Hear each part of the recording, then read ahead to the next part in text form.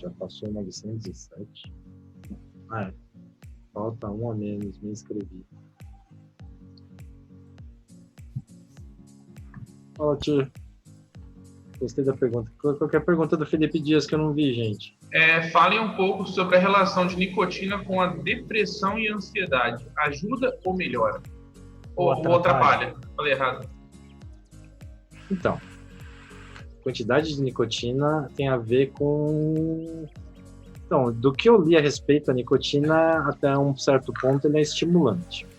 Depois de um outro ponto, você continuando ingerindo nicotina, eu ouvi falar que ele acaba sendo como se fosse um ansiolítico, né? Então, tem exatamente a única substância que eu já ouvi falar que tem essas duas propriedades. Agora, exatamente como funciona, eu já não sei. Aí teria que perguntar para o Sleep Vape, porque ele manja mais essa parte de química. É você mesmo. Peraí que deu uma moscada. Deixa eu parar a série aqui que eu não entendi o que vocês falaram, desculpa. Tava perguntando entre da A relação de nicotina. nicotina com tratamento para depressão, essas coisas assim, né? Não necessariamente sobre tratamento, mas relação entre ansiedade e depressão. Olha, cara, a nicotina ela não é mais indicada, né? Porque ela não é ansiolítica, né? Ansiolítico ele baixa a sua. Então, só que ele eu baixa li o seu uma vez a ritmo. respeito. Nicotina não, ela é um estimulante. Então, só que eu li a respeito uma vez que a nicotina é o único dos estimulantes que ele tem uma propriedade meio estranha. Até um certo ponto, ele funciona exatamente como estimulante. Depois de uma certa quantidade no corpo, ele acaba se tornando acalmante. Então, mas daí a gente tem que ver se a quantidade absorvida por nós no vape pode chegar a isso. Não sei, já, Porque, por exemplo, já teve a verniz? narguile? Já. O que você teve vontade de fazer? Deitar. Fazer o de sempre, dar aquela dormida, sabe? A própria nicotina, ela também influencia no prazer, na sensação de prazer, né? Nos neurotransmissores. Sim, ela pode ajudar, cara, mas tudo depende da quantidade da ansiedade que o cara tem, bicho. Mas, gente, isso não é um remédio que vai resolver nenhum não é um problema. remédio. Ele só é Não uma é um remédio. consequência de usar a nicotina. Ah, Ana Lúcia tá aí. Ana Lúcia, entra aí, quiser falar com a gente. Até porque, por exemplo, assim, eu tenho uma coisa que se eu vaporar 6 ml no RDA, me dá um overnick. A Ana Lúcia tá aí no chat, ela tá falando, que é uma das únicas substâncias que... A Ana Lúcia Saraiva, que é uma das únicas substâncias que faz essas duas coisas. Mesmo, ela excita e relaxa, mas não é medicamento para isso.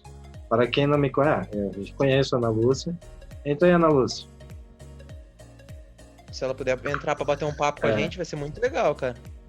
Ela tem informações, assim, das entrevistas dela, escutei todas e reescutei de novo umas 2 vezes, porque ela fala muito bem e ela tem muita informação pra dar, cara, muita informação pra dar. Mas é isso que eu queria dizer, por exemplo, assim, eu uso 6mg no RDA, me dá de vez em quando overnick. Eu sinto baixar a pressão. Exato. Só que quando eu uso salt, não é a mesma coisa. É uma quantidade bem maior de nicotina. Daí você pode falar assim, pô, o cara vai ter uma reação de queda de pressão bem maior. Eu não, eu fico... Peraí, Victor. Ana Lúcia, é só clicar nesse link aí. Zoom aí e você já vai cair direto aqui na sala. E se mais alguém quiser participar, a sala está Mesma aberta para todo mundo. Só clicar no link aí, rapaziada. Só a gente vai respeitar um limite de 12 participantes, então caso atinja esse limite, a gente vai criar uma fila de espera e se for rodando, a gente vai dando vez para os outros. Puta, se a Ana Lúcia entrar, eu vou ter até que sentar, mano, porque falar pra você, aí o papo vai ser sério. Respeito ao Alex aí, que ele é o cara que mete facão na live aqui, mano. Hoje o Alex? Agora ele tá com o microfone top, então se ele chegar perto, a gente fica até assim, né? Adivinha, imagine se não.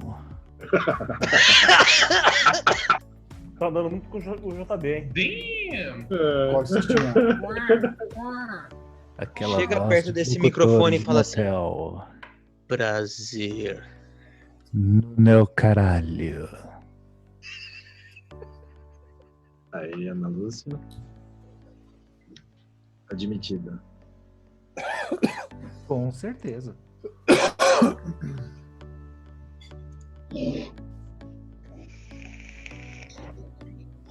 Eu já ia refilar ele sem fechar o disco.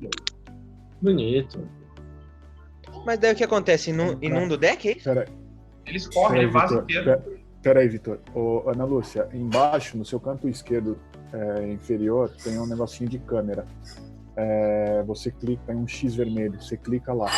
Seu áudio já tá, parece que já tá. Não sei. Eu acho que não, porque a gente não tá... Ela levantou a mão. Acho que ela não escuta a gente também. Ela tem Eu vou pedir pra iniciar o vídeo direto. Às vezes... O som dela Agora o tá áudio saindo. dela a gente escuta. Ana Lúcia, tá escutando a gente? Fala alguma coisa. Oi, gente. Alô? Oi. Ana Lúcia, tudo bem? Agora sim. Não, eu tô escutando sim. Eu vou abrir a câmera de propósito. Porque eu já tô bem. Tá. Tá. Entendi. Sem problema. Não tem problema. Uhum.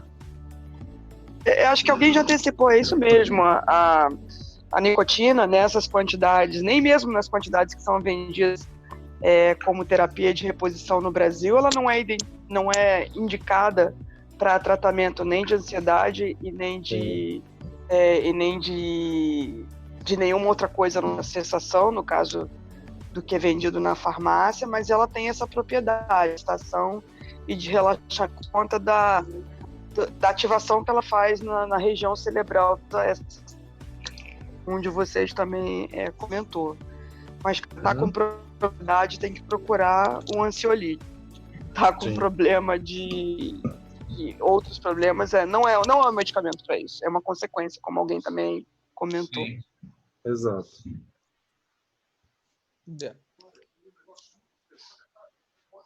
Pergunta mais coisas para Ana Lúcia, mais fácil. Aproveitem. Aproveitem aí. E como que anda, né?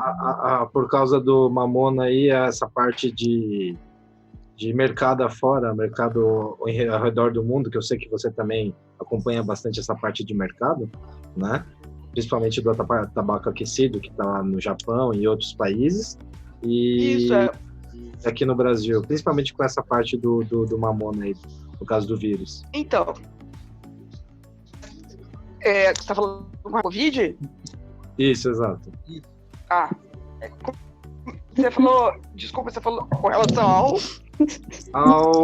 como que está a divulgação, a inserção no mercado desses novos produtos do tabaco aquecido, como que está sendo a procura disso no mundo afora.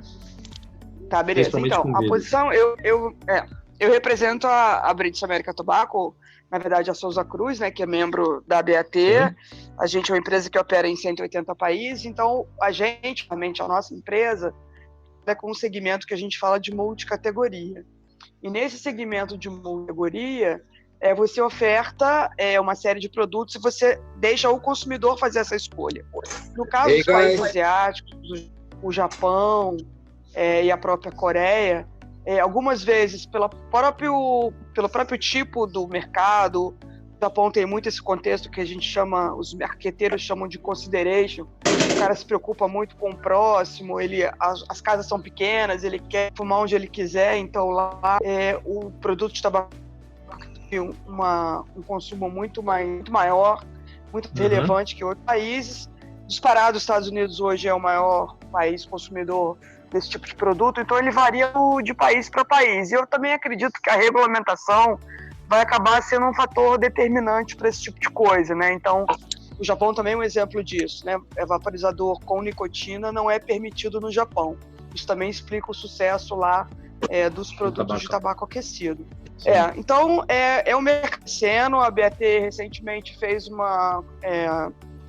de informação para os investidores. A gente espera fazer uma migração bastante relevante até 2030. A gente não acredita que o cigarro tradicional vai desaparecer da face da terra como o nosso principal concorrente acredita e divulga amplamente. A gente acha que da mesma forma que ainda existe o charuto, que ainda existe o cachimbo, que ainda existe o fumo de mascar, que haverá pessoas que ainda vão querer utilizar o cigarro tradicional. A gente nesse segmento. E aí é o que o nosso diretor de marketing fala: o consumidor é o chefe, a gente é uma empresa que tem empregos, que faz lucro, e se o consumidor demandar, a gente vai fornecer o que o consumidor estiver demandando. Essa é a nossa proposta.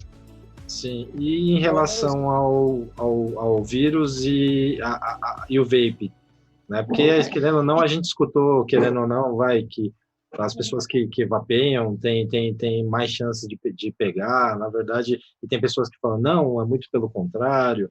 Então, isso daí é uma coisa que, agora você estando aqui, é legal comentar isso. Então, é uma doença nova ainda, né? Vocês devem ver, todo dia tem milhares de publicações.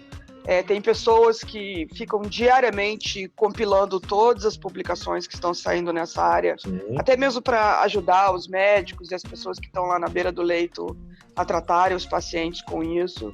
Eu respondi isso até hoje, numa reunião de grupo aqui da empresa. Eu não conheço nenhum estudo que crave, por exemplo, que a partículas do vaporizador ou de um vaping, por exemplo, carregar uma quantidade de carga viral do SARS-CoV-2. Os estudos do Farsalinos, que já saíram, não mostram, né, que essa relação existe. O professor Polosa da Itália, conseguiu, com intervenção da comunidade vaping lá e da associação, o governo voltasse atrás e mantivesse os vape shops abertos, justamente por considerar uma atividade essencial na Itália. O TC americano, né, o centro de doenças lá, de controle de doenças americano, ele fala assim que o tabagista, ele é um grupo de risco. Então, assim, tá tudo muito nebuloso ainda, mas não tem nada tecendo essa relação, digamos, inequívoca. Agora, que como a grande maioria dos vapers é um ex-fumante, é de se esperar que os deles estejam dentro do grupo de risco. Até aí não tem novidade nenhuma. Agora, é impensável pensar que o cara que é vaping deve voltar a fumar por causa do Covid-19. Não tem cabimento uma coisa dessa. O risco de uma pessoa que fuma um cigarro tradicional, ele é muito maior do que o cigarro eletrônico ou até mesmo o produto de tabaco aquecido. E, obviamente, o produto de tabaco oral também, os Modern Orals ou os snus, ou qualquer outro tipo de produto onde o fenômeno da combustão não esteja presente. Acho que todo mundo aqui conhece bastante isso. Sim. Embora muita desinformação role por aí, muitas dessas substâncias são formadas justamente no momento da combustão, né? A temperatura aí atinge cerca de 900 graus. O grupo do Hazard agora perguntou se a nicotina congela. Eu estava lembrando lá do ponto de fusão, que é menos 80, e o ponto de ebulição dela, que é justamente 250, mais ou menos. Ou seja, a partir disso aí, a temperatura do cigarro, ou de qualquer coisa para cima de 250, a temperatura do narguilha, do xixa, como ele é chamado aí no mundo afora, ela é bastante alta. Então ela começa a degradar tudo. Aí degrada tudo. Degrada a celulose, degrada, né, do papel, degrada as substâncias presentes no cigarro naturalmente, e gera uma porcariada só, que é natural qualquer produto natural. Seja do cigarro de maconha, seja do cigarro de alface, seja de qualquer matéria orgânica queimada. E também tem muita desinformação. Hoje isso é uma matéria muito ruim, no Brasil, no jornal o Globo, não sei se vocês viram, no G1, na verdade. Não cheguei a ver, não. Porque as pessoas fazem essa desinformação, misturam as coisas, e misturam o EVALI dos Estados Unidos, Covid. Cara, uma coisa, outra coisa. Tudo bem, as duas foram unias graves, mas não dá para comparar, entendeu? Uma coisa foi uma coisa, outra coisa. Uma coisa foi comprovada, causada pelo acetato de vitamina E, um troço que causa o colapso do seu pulmão, né? Porque o óleo, todo mundo sabe, qualquer criança já fez a experiência lá de pequeno químico, o óleo não mistura com a água, o seu pulmão colapsa e fez uma pneumonia que infelizou algumas fatalidades nos Estados Unidos, milhares de fatalidades, mas não tem nada a ver com essa pneumonia. Infelizmente é causada por esse vírus aí que colocou o mundo em alerta. Então é um absurdo essa conexão de EVALI com Covid, não tem nada a ver uma coisa com a outra. Sim, sim. Na Lúcia, tem uma pergunta aqui no chat, que eu já escutei isso também, a gente estava até comentando esses dias, da Ladyzinha. Ela falou, já se sabe se o PG seria capaz de matar, enfraquecer o vírus? O propileno glicol, ele tem uma capacidade antisséptica, mas nem o Farsalino já estudou isso, mas nem mesmo de novo, tem muita coisa surgindo a toda hora, mas eu não conheço nenhum estudo ainda que tenha cravado que nas temperaturas de operação dos cigarros eletrônicos que estão aí no mercado, que isso seja feito. Por isso que eu falei, eu não conheço nenhum trabalho que tenha feito isso com vapor, com a altura dos vapors comercializados hoje em dia e a carga viral. Até dei esse exemplo hoje também, alguém que me perguntava. Nenhum médico crava que se você deixar sua roupa no sol por minutos que o vírus mata. Então, eu fico me perguntando, e aí, a temperatura do coil, né, 100 watts, sei lá quantos, será que mata, não mata? Mas ninguém publicou sobre isso ainda, entendeu? Mas sim, o propileno glicol tem essa particularidade, mas vamos lembrar também, o Alessandro falou um pouco disso hoje no chat, na live dele, não é um produto isento de risco, quando aquecido em temperaturas muito altas, ele também degrada, ele gera o formaldeído. O formaldeído é o formol, não é o formol puro em forma de gás como ele mas é o formaldeído sim, utilizado como para conservar, como conservante. Ele é um produto que pode causar bastante alergia, com as pessoas, por exemplo, que tem a unha com esmalte. Esmalte tem na sua formulação formaldeído, e tem gente que é tão alérgico que tem crise alérgica só pelo fato de pintar as unhas com esmalte. E a gente tem pessoas alérgicas ao PG, né? Que tem que usar o PG. Mas eu tô para dizer que de repente a pessoa é alérgica ao formaldeído, não ao PG propriamente dito, sabia? Porque quando ele bate lá no coil, sinceramente, ele vai rapidamente deixar de ser PG e vai se degradar. Mas daí a pessoa, quando utiliza o PGO, não tem essa alergia, né? Fica bem? Então, só que são algumas marcas, principalmente europeias, se eu não me engano, que usam o PGO, só que o PGO é muito mais caro do que o propileno glicol, né?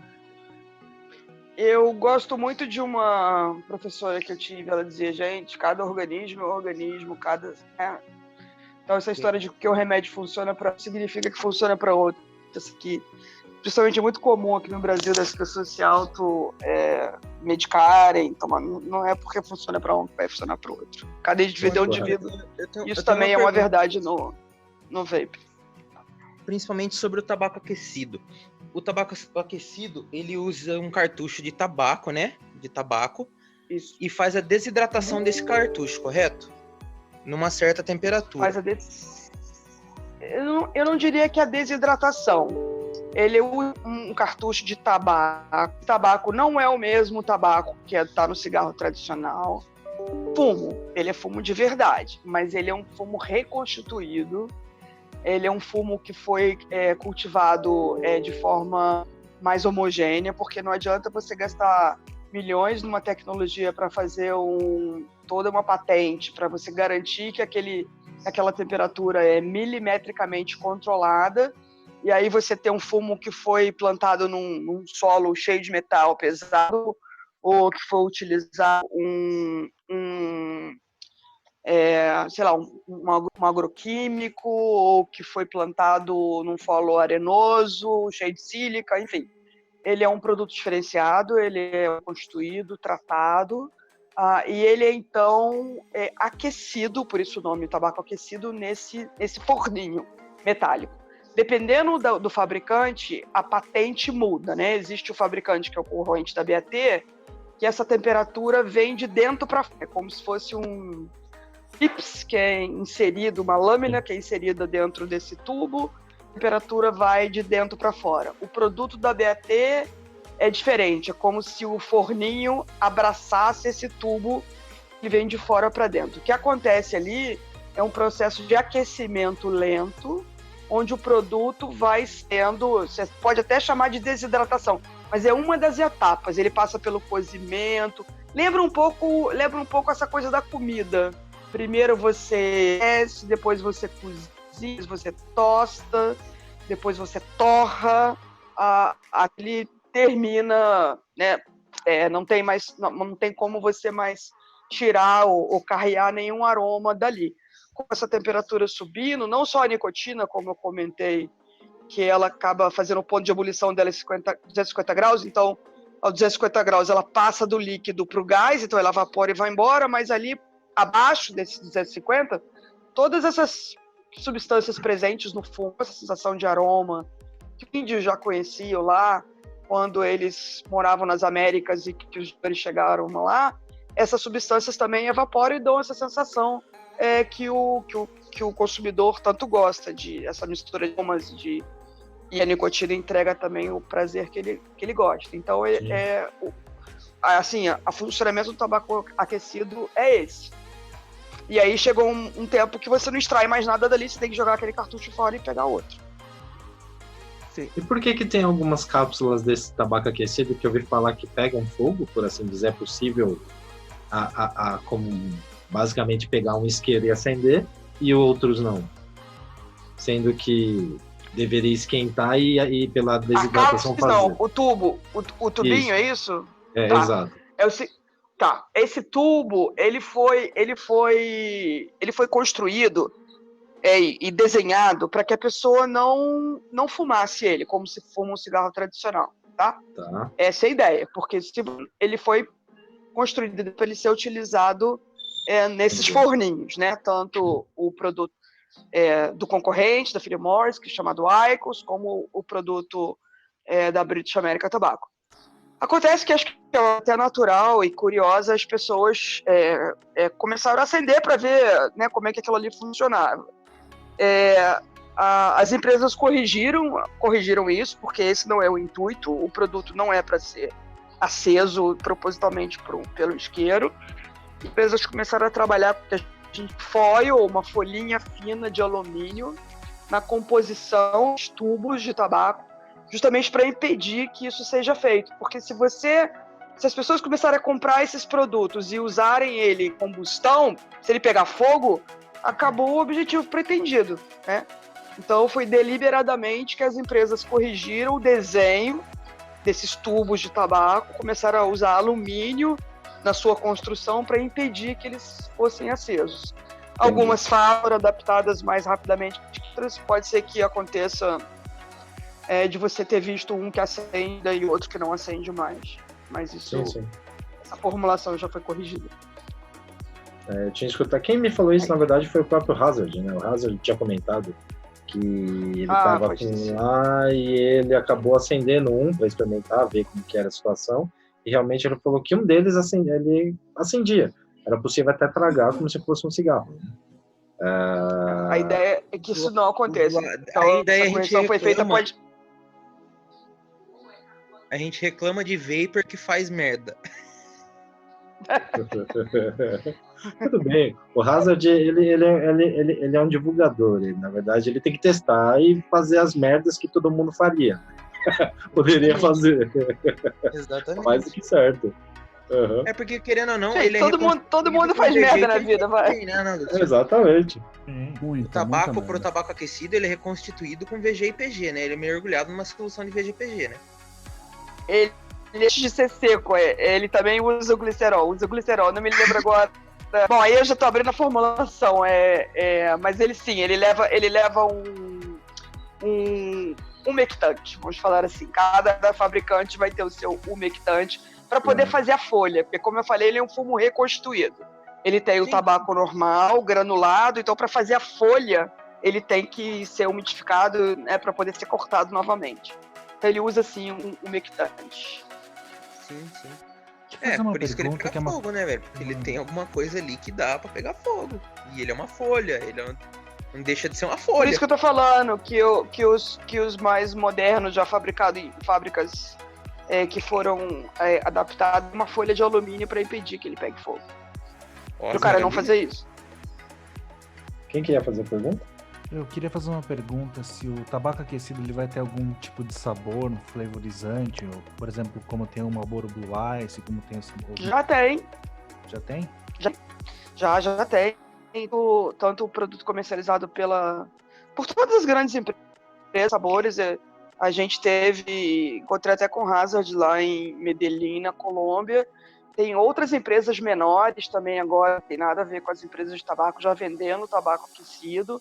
A grande maioria desses produtos, obviamente, fabricada na China, porque é lá mesmo que está... É como se fosse o ABC paulista de montagem de carro, né? É lá em Shenzhen que faz montagens de cigarros eletrônicos. Já tem, a BAT tem. Do ano passado, eu fui na Polônia, já existia o cigarro de tabaco aquecido da BAT, que é o Glow, com cápsula, da mesma forma que os Ice, com cápsula de fruta, com cápsula mentolada, já existe de vários tipos. Agora, Ana Lúcia, outra pergunta, assim, que você falou até sobre a regulamentação. Desculpa, só um adendo. E na Europa, eles já estão sendo vendidos, porque, para quem não sabe, agora, em 2020, a Europa proíbe, né, entra em vigor a diretiva europeia que proíbe a utilização de mentol nos cigarros tradicionais. E essa proibição não atinge os vapers e nem os produtos de tabaco. Então, em alguns países, ele vai ser a saída para quem curte aí o produto mentolado. Eu sou uma cria de cigarro mentolado. Agora outra pergunta. Desculpa interromper alguém. Eu desmamei do mentolado. Fiquei 5 anos no mentolado. No vape. Fiquei, acho que 10 anos no cigarro mentolado. Só. Aqui no Brasil. Pra onde? Em que local? Que país? Na verdade, eu aqui no Brasil. No Brasil mesmo, tá. Eu ia te perguntar se você morou nos Estados Unidos, porque é muito comum, 30% do mercado americano é cigarro mentolado. Na verdade, assim, da minha história, eu nunca gostei muito do gosto do tabaco in natura. Então, a primeira vez que eu passei do Marlboro vermelho, que era o cigarro que eu fumava regularmente, fui para um cigarro flavorizado, foi aquele Calton Crema. Eu fiquei nele até descontinuarem a linha. Depois eu fiquei meio sem... E agora? O que eu vou usar? Porque acabou, né? Aí eu lembrava que antes eu misturava algumas cigarrilhas com sabor também, junto com o consumo de cigarro normal. E daí eu migrei para os Ice, fui para os Ice, mudei para o Vaping, tô nos Ice, e é tudo gelado na minha vida agora. Entendi. Daí agora, assim, Ana Lúcia, como a gente tava falando de regulamentação, e agora era para ser em dezembro, né? Que vai ter aquela nova revisão da Anvisa. A BAT, a Souza Cruz, estão fazendo lobby aqui no Brasil atrás de políticos que apoiem essa ideia ou ainda não? Oi, vindo? Alô? Oi, tá falhando, mas estamos ouvindo. Eu também achei que falhou. Então, qual é a nossa posição? A nossa posição é que, como no Brasil existe uma agenda reguladora que foi criada há 20 anos, e se você mergulhar na criação, na lei que criou a Anvisa, o governo deu poderes para a Anvisa para regular essa categoria. A gente acredita que é discussão. Então, né, nesse sentido, a nossa proposta é trabalhar junto com a Anvisa para defender uma regulamentação balanceada que traga uma oportunidade tanto para a empresa, para os consumidores e até com a própria Anvisa, porque a gente acredita que tem que ser um produto regulado sim, para você não permitir que vire um oba-oba, como hoje é com o mercado de cigarros, tá? Essa história do Paraguai é verdadeira. Eu trabalhei há 30 anos. Eu saí da faculdade direto para Souza Cruz. Os meus professores eram professores da Federal Fluminense aqui no Rio e da UFRJ. A gente tinha um R&D aqui no Rio de Janeiro, então era muito comum. Eu fui muito influenciada por eles, porque a gente tinha um puta laboratório que hoje é em Porto Alegre.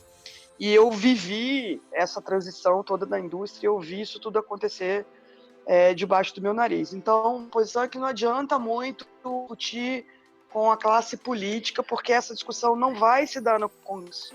Ainda que eu já tenha visto e acompanhado alguns movimentos de projetos de lei, de iniciativas do Congresso Nacional, é como vocês devem ter visto há pouco tempo, quando alguém também quis passar um medicamento no Congresso Nacional.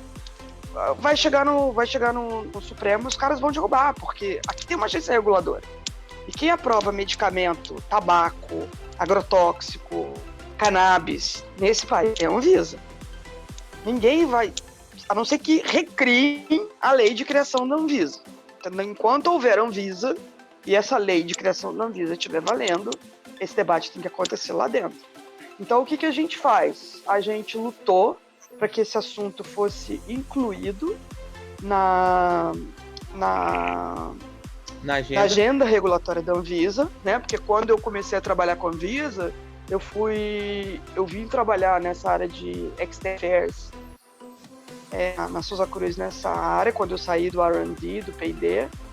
A gente acordava de manhã e tinha um troço novo no Diário Oficial. Agora não. Agora a Anvisa trabalha de forma estruturada.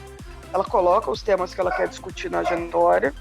Então ela colocou, a gente trabalhou, falou, cara, esse assunto tá velho, essa regulamentação é velha, de 2009, vocês precisam revisar isso. Então ela colocou na agenda regulatória, foi uma boa coisa, foi um pontapé inicial bom. Ela colocou, ela fez 3 grandes discussões públicas e ela tinha prometido dar uma resposta até o final do ano passado. Ela empurrou tudo, né? Então ela atrasou um pouco. Ela disse que recebeu muitas contribuições e que precisava de mais tempo. Com essa história do Covid agora, ela se manifestou em adiar, mas, cara, vocês estão vendo, tudo no mundo está sendo adiado. Até a entrega do imposto de renda foi adiado. Então, sinceramente, eu não vou ficar surpresa Ana se Lúcia, houver algum atraso nessa decisão. Posso fazer uma parte aqui? Alguém está me ouvindo? Claro, estou te ouvindo. Então, tá bom. Quero saber o seguinte. A indústria do tabaco tem uma relevância muito forte dentro da política, dentro de qualquer coisa. Eu quero saber o seguinte, qual que é o montante de investimento da indústria do tabaco no vape e qual que é o interesse da indústria do tabaco em aprovar qualquer coisa dentro da política brasileira no vape. Então, assim, qual que eles estão incentivando isso e até quanto eles estão colocando dinheiro em cima disso? Cara, o dinheiro vem do Grupo BAT. O Grupo BAT, você pode entrar lá no site www.bat.com, Investors Relations. Nos últimos 5 anos, nós investimos 2,5 bilhões de dólares em pesquisas com esse assunto. Nós, nos Estados Unidos, temos a 2ª maior marca do mundo. Nós éramos mercado nos Estados Unidos com a marca Vuse. Perdemos a liderança para essa app que engoliu o mundo, que foi a Juul. Nós estamos presentes tanto em vape quanto em tabaco aquecido em mais de 30 estados. Nós temos 2 centros de pesquisas no mundo, um em Southampton, no sul da Inglaterra, outro em Winston-Salem, nos Estados Unidos, onde trabalham 1.500 cientistas dedicados exclusivamente no desenvolvimento de produtos de risco discutido. Eu trabalho nessa empresa há 30 anos. Quando eu comecei o nosso objetivo era esse, desenvolver produto novo, Carlton Crema, Carlton Mint, Carlton Cappuccino. Cara, o desenvolvimento de um produto menos danoso sempre teve entre os objetivos. A gente tentou tudo o que você pode imaginar. As pessoas me perguntavam, por que vocês não fazem um cigarro que não faz mal? Eu falava, porque a gente não sabe o que faz mal. Esse a gente tirava. porque é uma doença multifatorial. Todas as doenças relacionadas, elas são multifatoriais. Elas afetam o pulmão, elas afetam a pressão arterial, se o cara foi diabético, o cara foi isso, o cara foi aquilo. Até que, depois que a gente tentou tudo mais um pouco, a gente pegou as melhores tecnologias que a gente tinha, de blend, de filtro, do que você puder imaginar, botamos 2 protótipos, fizemos clinical trial, que é exatamente o que as pessoas estão discutindo aí agora por conta da Covid, e a gente reparou que o produto controle versus o que a gente achava, que a gente botou tudo que a gente tinha de melhor, a gente não viu nenhum resultado bom. Ou seja, todo mundo que usou o produto tradicional versus o nosso produto controle, que era o tradicional, versus o nosso produto com tudo de melhor, que a gente já tinha pesquisado nos últimos 20 anos, não deu diferença nenhuma. A gente falou, o negócio é a combustão, vamos realmente estudar pelo snus, produto derivado do fumo de mascar, vamos falar assim, só que ele é um produto pesado, feito em outras condições, com fumo classificado, da mesma forma que o fumo usado no produto de tabaco aquecido, ele tem outro nível de qualidade, principalmente o que é produzido nos países nórdicos, ele tem o que a gente chama de padrão GOTS-ATEX, você tem que garantir os níveis de nitrosaminas, que são substâncias naturalmente presentes no fumo, que são consideradas carcinogênicas, enfim.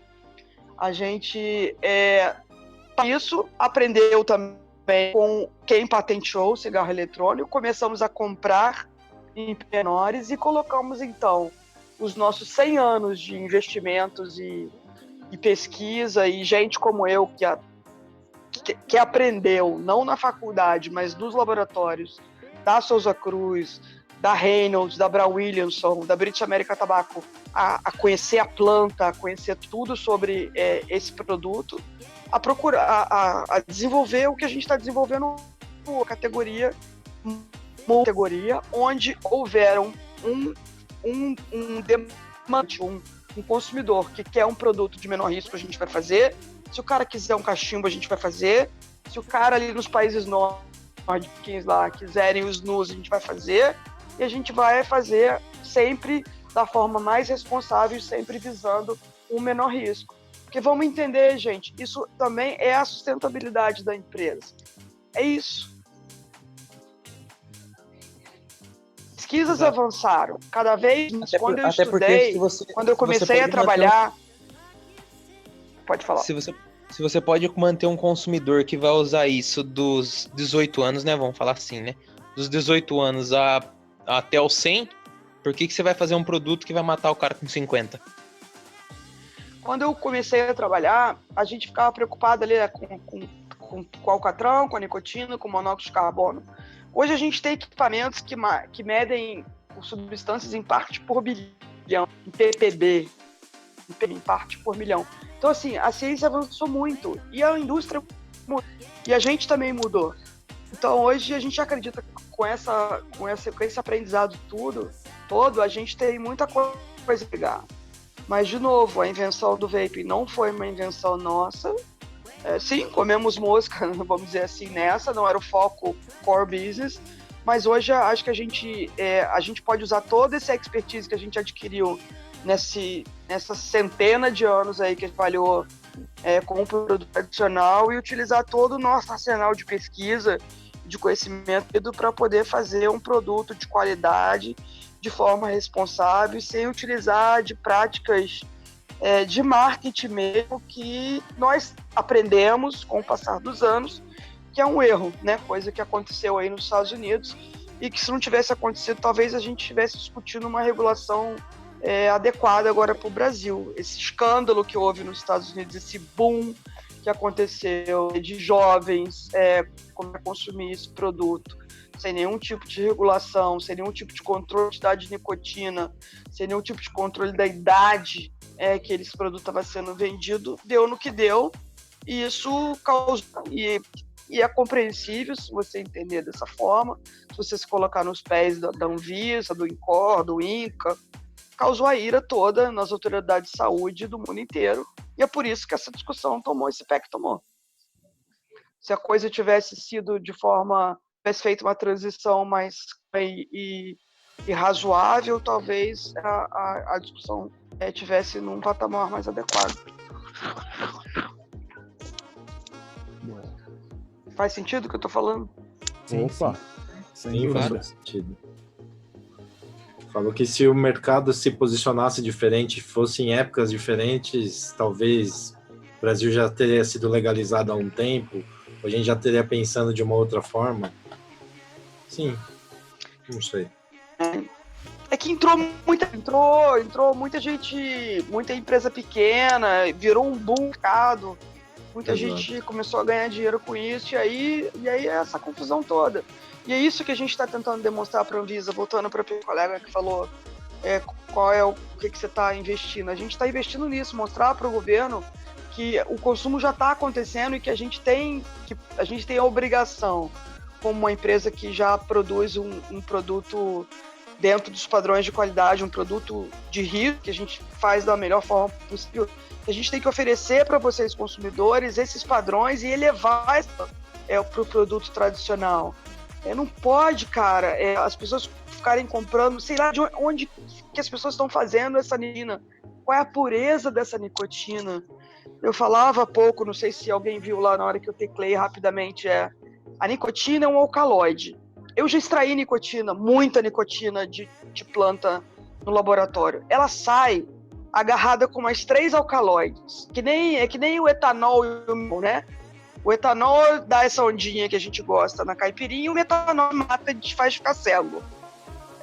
Então é muito importante que a nicotina seja extraída de forma pura. Muito perto dela sai a nornicotina, sai a nabazina, sai a natabina.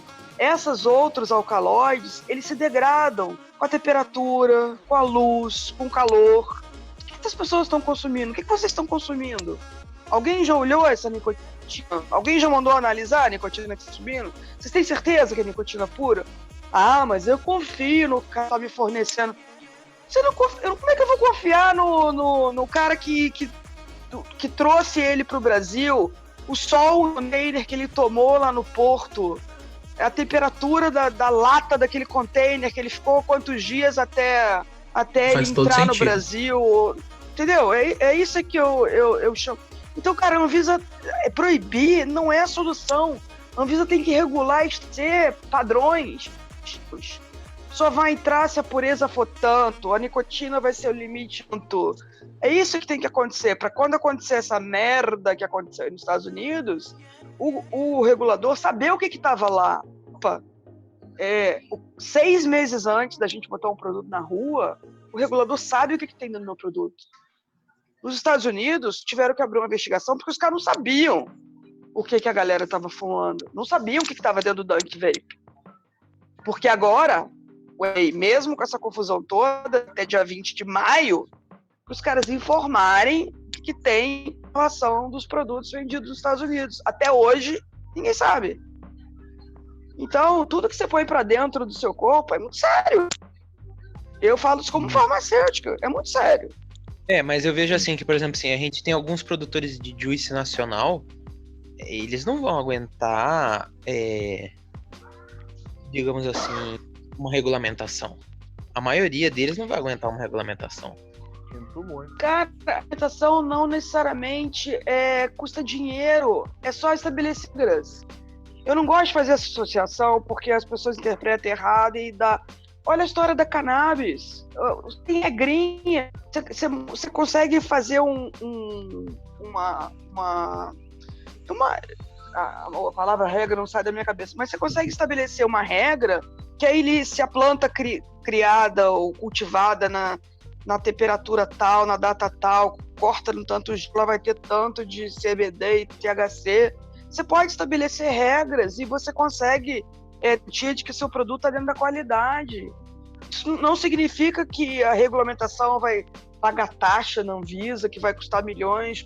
Não estou falando em taxa. Bonito. Não é isso que faz o produto ficar caro. Estou falando em qualidade de produção e matéria-prima, né? Porque a gente não sabe, por exemplo, que o cara usa para fazer isso aqui. A gente não sabe a qualidade do PG e do VG. Ok, mas aí você abre de repente. Então, olha só, mas aí você vai tomar um medicamento mundo? Você tem coragem de medicamento porcaria? Claro que não. Remédio, eu gosto de remédio. Não. E por que você tem que tomar um vape? É que você tem que pensar assim, hoje o mercado é informal. A galera não vai chegar investindo numa fábrica de juice, vamos dizer assim, que atenda uma regulamentação que nem existe e um negócio que o cara tá correndo o risco ali de vir a fiscalização e fechar o negócio do cara. Uma vez que for regulamentado, alguém que queira investir numa produção séria vai entrar com grana no negócio lícito. E aí você tendo no mercado, você abre espaço para quem queira investir e trabalhar corretamente. Exatamente. Tem espaço para todo mundo. Acho que os makers do Brasil aí na frente, entendeu? Vocês vão ter a manha já de entender o que o consumidor gosta no Brasil, o que o brasileiro gosta. Ô, Ana, para acontecer isso, os juice maker, eu falo de juice maker, né? Eu não sou juice maker, mas eu conheço quem é. É um negócio também que é o que o Alex falou, só se alguém quiser investir, ou alguma empresa grande quiser investir naquela pessoa, que eu acho muito difícil. Mas hoje, para você abrir um laboratório, é muito caro. Para você montar um laboratório desse tamanho. Mas, Tocato, você vê o caso da Naked. Então, assim, é difícil. Ela tinha a American Vape, que faz a Nash, faz a Naked, faz a Magna. Você não precisa ter cada um ter o seu laboratório. Sim. Você pode terceirizar. Sim, não precisa cada um abrir um laboratório, não tem essa necessidade, até porque não tem volume de produção para isso. Na Lúcia tem uma pergunta aqui no chat. Saúde é acima de tudo, cara. A gente está tentando reduzir dano, tem que começar lá do produto. Saber que o produto é original, é bem feito, tem qualidade. Senão, fica como tá. Tá, tem uma pergunta aqui no chat que ele tá perguntando. Qual a diferença do Reino Unido... caramba, subiu. Para os Estados Unidos, que fez com que no Reino Unido os jovens que consomem vape fossem 0,6%, salvo engano, e nos Estados Unidos o consumo foi enorme. Queria ter perguntado por Hazard. Nos Estados Unidos não tem nenhuma regulamentação. É isso aí. Durante muito tempo, os Estados Unidos, quem regulava tabaco, nem vape, antes de vape chegar, quem regulava tabaco nos Estados Unidos era o Departamento de Agricultura. Foi só no segundo governo Obama que o Obama deu ao FDA o regular cigarros tradicionais. E aí o FDA foi lá e começou a olhar cigarro tradicional. E aí nessa época já começava a vape e aí ficou o vape e ficou no limbo. E aí o FDA, tipo assim, não me deram o poder para olhar isso ainda, não sei de quem é. O da agricultura também. Não é tabaco, não sei o que é isso, não vou olhar.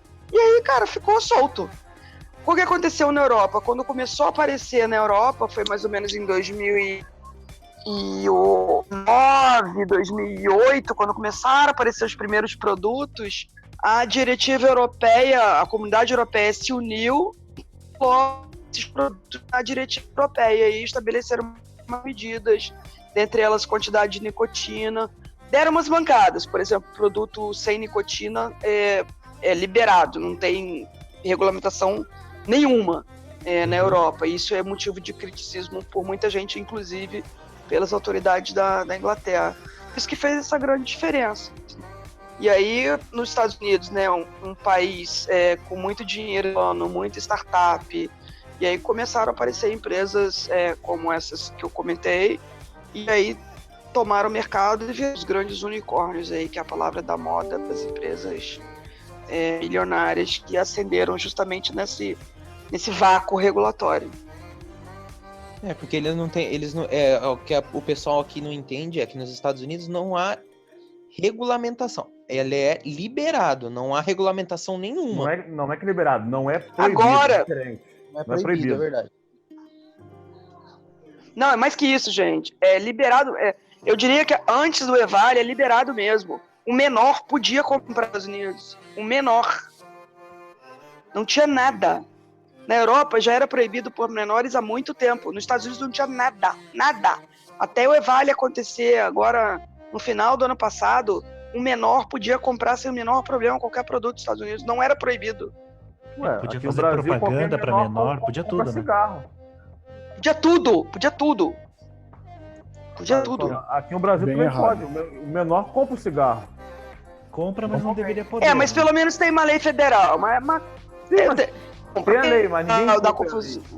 Eu, quando era menor, eu cansei de comprar cigarro pra minha mãe. É. E uma padaria... Mas nos Estados Unidos o buraco é mais embaixo, né? Lá o cara comprar bebida. Lá se tivesse uma lei que nem tem de bebida, o cara não compra, não. Não, eu posso falando. Lá no caso é esse, não é liberado, mas não é proibido. Se não é proibido, pode ser feito. Sim. Pode ter diferença. Agora é que, por conta do EVALI, eles foram de 8 a 80, né? Aí passaram pra 21 anos. E agora Era a mesma, as mesmas programações que a bebida, né? Varia ainda de estado para estado, tem estado que tá pior que o outro, tem uma discussão grande de imposto também. Boa noite, galera. Posso botar uma observação aí? Pode. Claro. Primeiramente, se apresente aí, Thiago. Não deu tempo. Não, relaxa, eu tô aqui só desfrutando, né? Isso aí tudo é conhecimento aí, né? Então, boa noite, galera. Meu nome é Thiago, eu entro aí como operador campus, né? E meu note aqui fica linkado aqui direto no meu canal no YouTube, Jogo Airsoft, né? E sou gerente de uma drogaria aí e tal. Gerente há uns 15 anos, dá um trampo lá uns 23 anos, mais ou menos. E eu noto mais ou menos assim, que o vape, bom, vapora 1 ano e meio, mais ou menos. Eu tenho visto o vape aqui no Brasil há uns 8, 9 anos, mais ou menos assim. Não sei se tem mais e tal. Enfim, tem muito interesse financeiro aí, vai lá, por exemplo. Noto que de uns 8, 10 anos aí para cá, o número de fumantes no Brasil vem diminuindo. Eu acompanho as estatísticas, né? Então, tem aproximadamente 40 fumantes a menos aí no Brasil. Coincidente com a data que veio o vape para o Brasil. Então, tem gente que está deixando o cigarro e está procurando a nicotina no vape, né? Nos pods e tal, enfim. Então, eu acho que não é de interesse nem da indústria farmacêutica e nem da indústria do tabaco, né? Porque, poxa, se a gente liberar isso, é um dinheiro que vai entrar para mim, que sou da indústria farmacêutica, é um dinheiro a menos que vai entrar para a indústria do tabaco, que são muito fortes no Brasil, né? Arrecadam muito de... Gente, não repararam no que eu mais ou menos, Thiago, grande parte do cigarro vendido no Brasil é contrabandeado do Paraguai. Então, as empresas de tabaco não recebem nada. Então, grande parte do tabaco vendido também no Brasil é revertido em imposto, né? Se liberarem o vape aqui, eu acho que alguém vai deixar de ganhar dinheiro. Farmácia. Eu acho que alguém vai deixar de ganhar dinheiro. Então, eu acho que não é de interesse da indústria farmacêutica, assim, por exemplo. Pode falar. Não, pode terminar, concluir. Eu acho, né, particularmente, que não é de interesse nem da Anvisa nem da Vigilância Farmacêutica liberar o vape aqui no Brasil. Ao menos por enquanto, né? Mas o pessoal está usando. Sim. Eu posso estar errado. Que muitos aqui. Eu penso o contrário, mais... Thiago. Desculpa se eu cortei alguém, mas eu penso o contrário. Eu acho que é uma questão de falta de estrutura governamental, estatal, econômica, empreendedorista para investir nesse setor. Porque, assim, a gente pode falar da cannabis, a gente pode falar do canabidiol, e o Brasil está relutando já há alguns anos em votar essa questão. Então, mas se não me engano, já está parado a questão. Eu acho assim, o que eu queria dizer, é uma demora proposital para que se monte o sistema de tributação, de cobrança, de imposto. E o Brasil não tem saúde política. Não tem. Olha, na minha opinião, brasileiro é assim. Vamos liberar cannabis, tá? Mas acha que você vai poder comprar e vai poder fumar no meio da rua, no meio dos outros e tal, que nem esses nóia faz aí no meio da rua, né? Não, mas lá em Amsterdã deixam. Só que o cara não sabe que ele vai ter que ou usar dentro da casa dele ou lá no café, lá no lugar que ele comprou. Sim, o lugar agora próprio para que use o produto assim como os... Exatamente. Vou generalizar agora, né? Brasileiro é burro. Brasileiro não sabe que aquele cafezinho pretinho que ele bebe muitas vezes é muito mais prejudicial do que a nicotina, só que a fonte de nicotina mais popular hoje é o cigarro.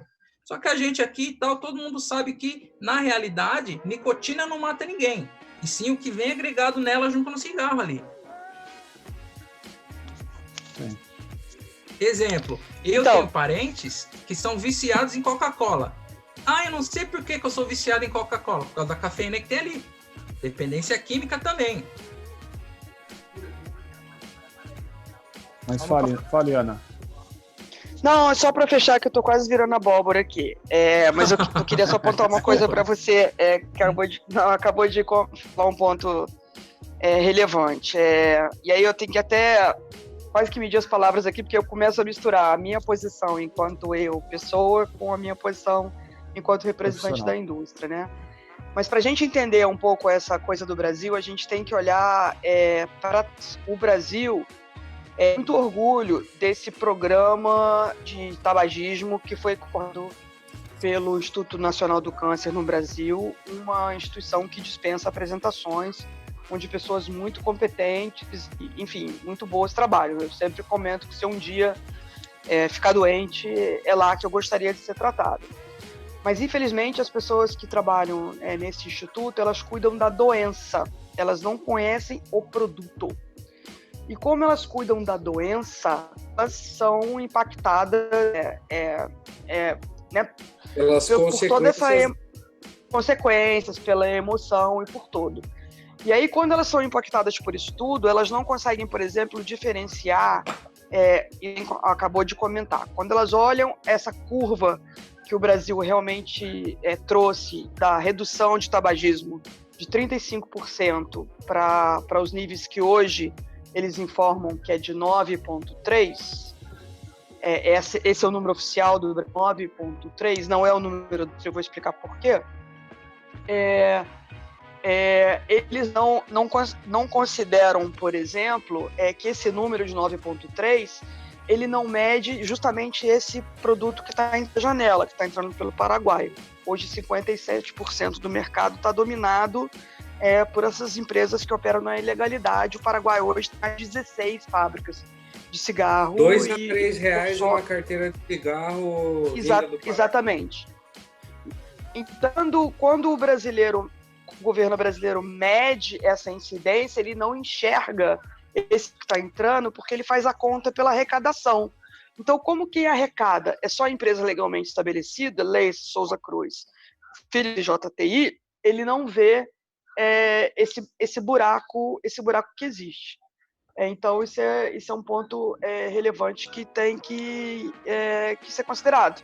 Então, é muito doido essa coisa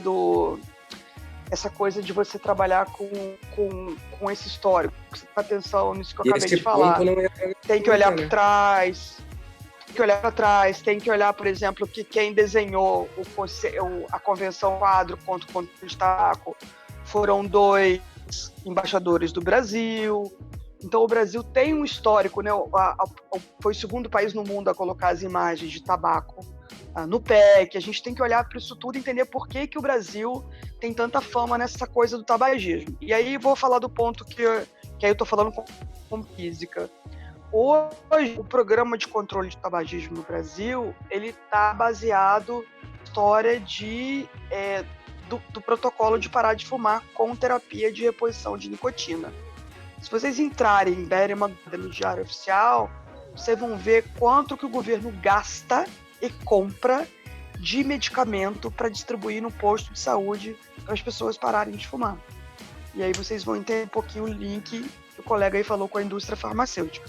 Mas isso estou falando como pessoa física, porque aí já estou extrapolando a minha posição de dependente da indústria. Então tem sim uma série de forças juntas, como diria Jânio Quadros, que jogam nessa arena. O que eu posso garantir para vocês, como participante da indústria de tabaco e como representante de uma empresa que opera no Brasil há mais de 100 anos, e eu que estou nela há mais de 30, é que nós sim temos o maior interesse em que o produto de risco reduzido seja regulamentado no Brasil, que essa regulamentação se dê no âmbito da Anvisa, porque essa agência está legalmente estabelecida, foi criada para isso, e que isso aconteça o mais rápido possível.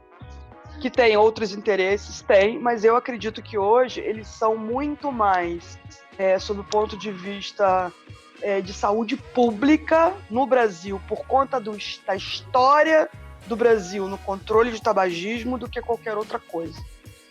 Diferente da Inglaterra, o Brasil não é prevencionista. O Brasil agora, que está vendo vacina, na Inglaterra, eu morei lá 4 anos, quando eu cheguei na minha rua, tinha uma carta para eu ir no médico da família, eu tinha que me apresentar no hospital da esquina, eu tinha que tirar sangue, o médico ele tinha que me conhecer no dia seguinte que eu me mudei para a Inglaterra. Aqui no Brasil, aqui no Brasil não tem essa coisa prevencionista. Então, por isso que na Inglaterra as pessoas são mais cuidadosas com essa coisa de prevenção. Aqui não, aqui é apagar incêndio. Aqui tem o Covid, sai construindo hospital de campanha porque não vai deixar as pessoas morrerem. Quem ficou planejando aqui, que nem a Finlândia planejou, não sei quem viu ontem, é que os caras têm depósito lá com não sei quantas caixas de luvas, porque se um dia tivesse uma guerra fria, os caras estavam prontos. O Brasil não tem isso, não tem essa prevenção. Então, tem isso prevenção alguma, em nenhum quesito. Não tem. Então, isso explica um pouco por que o Brasil é desse jeito. Essa é a minha crítica, Ana Lúcia, foge um pouco do tema, mas é a minha crítica quanto aos R$600 por mês. Quem vai pagar essa conta daqui a um ano? Você. Só fica a parêntese aí. Quem paga imposto, isso aí. Quem tá pagando R$600 por mês é o fundo social, né? Vamos falar assim. Para quem o povo brasileiro, eu não me oponho. Eles mexeram no fundo social, eles não mexeram no fisco ainda. Aí, desculpa te cortar. Bem, mas o dinheiro público o povo brasileiro vai achar que eu sou contra ajudar o povo. Eu só acho assim, se a Previdência estava quebrada, agora pagando R$600 por mês para milhões de brasileiros que merecem, que precisam,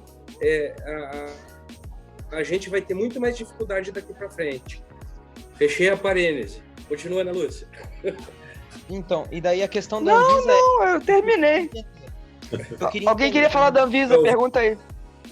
Eu queria entender assim, em dezembro agora é para eles fazerem uma nova reunião, certo? Para dizer qual que vai ser a solução deles sobre esse caso. É entender assim, não, vamos discutir sobre o assunto, vamos discutir mais sobre o assunto ou não, vamos proibir de vez.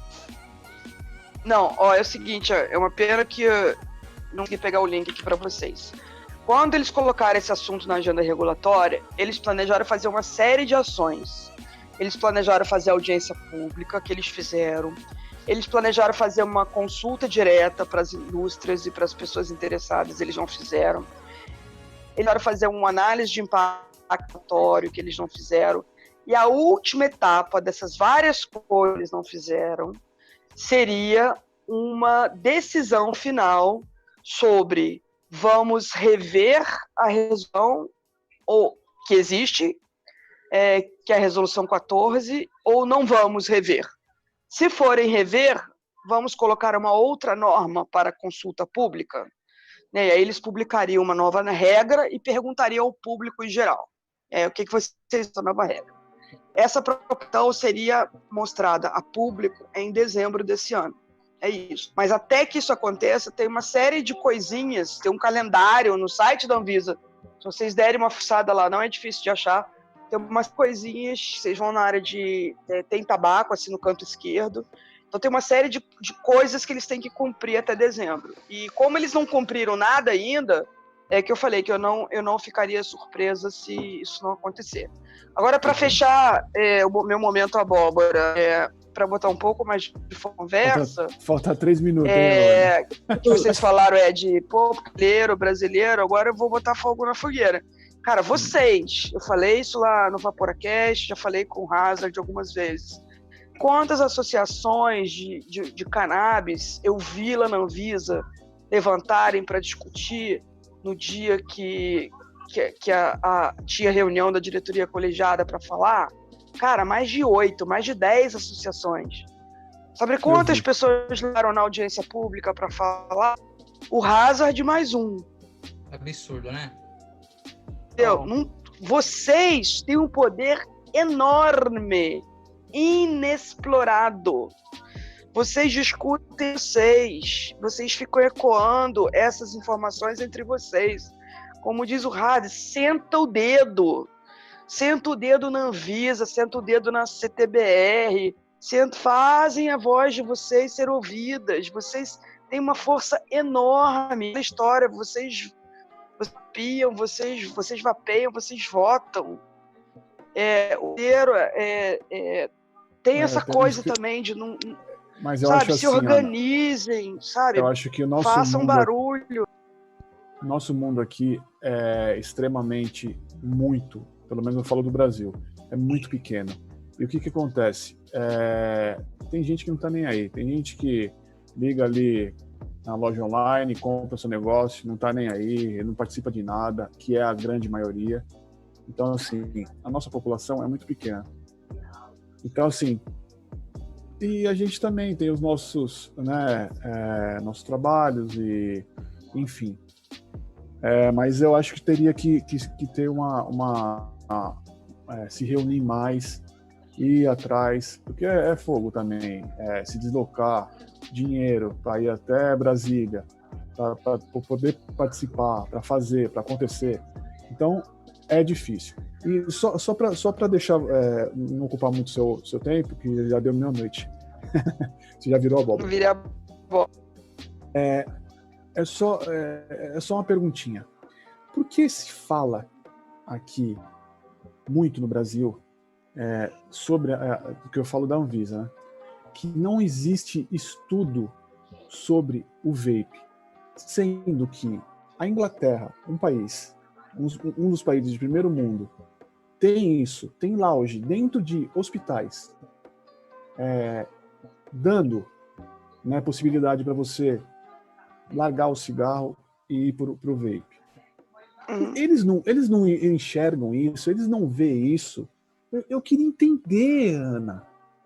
Não, eles não reconhecem. Os médicos brasileiros, por tudo isso que eu falei, por essa vitória do programa de tabagismo, pelas pessoas que fizeram o programa, que hoje ocupam cargos na OPAS, na OMS, eles têm um orgulho muito grande do Brasil, ido de patamares muito altos e terem ficado nesse platô 9,3%.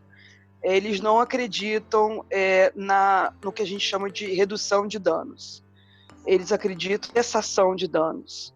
Dentro da psiquiatria, eu falo psiquiatria porque é o ramo que trata de dependência. Existem duas vertentes muito separadas. Eu conheço bastante esse assunto porque eu conheço algumas pessoas de outros assuntos ligados à dependência que eu também estudo e gosto de aprender. E eu conheço alguns psiquiatras famosos aqui no Rio que falam isso. Eu tive até numa clínica recentemente onde a médica me falou: Ana, aqui na nossa clínica... Minha esposa trabalha em um centro de dependente aqui em São Paulo. Olha só. Ela falou: aqui na nossa clínica não tem redução de danos. Aqui é o que eles chamam de quit or die. Ou você para ou você morre. Então tem uma vertente da psiquiatria que não acredita na redução. Ou para ou morre. Ele não quer saber da história do cara que usa crack, passar os maconha, que é melhor do que ele morrer no crack. Não. Então a grande comunidade médica brasileira não acredita na redução de danos. Então ele acha que ou o cara é fumante ou ele para completamente. E aí ele só acredita num medicamento para parar de fumar ou na terapia de reposição de nicotina piliparada. Ele não acredita. Outro assunto, né? Aí ele não acredita nesse medicamento. Agora vamos aos estudos de longo.